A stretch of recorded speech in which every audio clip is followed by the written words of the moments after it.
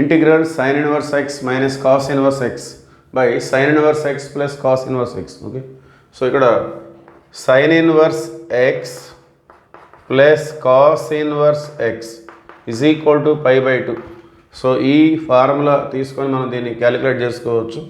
So డినామినేటర్లో దీని value π/2, న్యూమరేటర్లో మనం ఈ cos inverse xని మనం ఎలిమినేట్ చేసుకుందాం.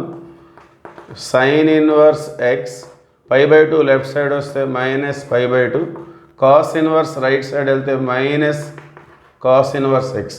సో ఇప్పుడు మన ప్రాబ్లం వచ్చేసి న్యూమరేటర్లో sin ఇన్వర్స్ x ప్లస్ ఈ మైనస్ cos ఇన్వర్స్ x మొత్తం కూడా sin inverse x minus π/2.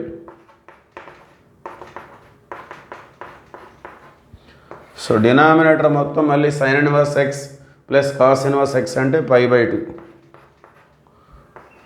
dx. So π/2 పైకి వచ్చేస్తుంది, it become 2/π. So integral 2 sin inverse x.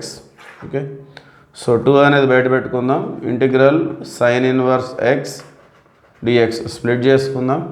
Minus π/2 బయటికి తీసుకున్నట్లయితే ఇంకా ఇంటిగ్రల్ dx ఉంటుంది plus c. Okay, so 2 2 4/π integral sin inverse x అంటే we have the formula like this, x sin inverse x plus √1 minus x². Okay, formula గుర్తుపెట్టుకుంటే అయిపోతుంది, లేదంటే 1 × sin inverse x by parts చేయాల్సి ఉంటుంది. సో 2/π ఇంటూ π/2 రెండు కూడా reciprocals cancel అయిపోతాయి. Integral dx అంటే x plus c. Okay, this is the answer.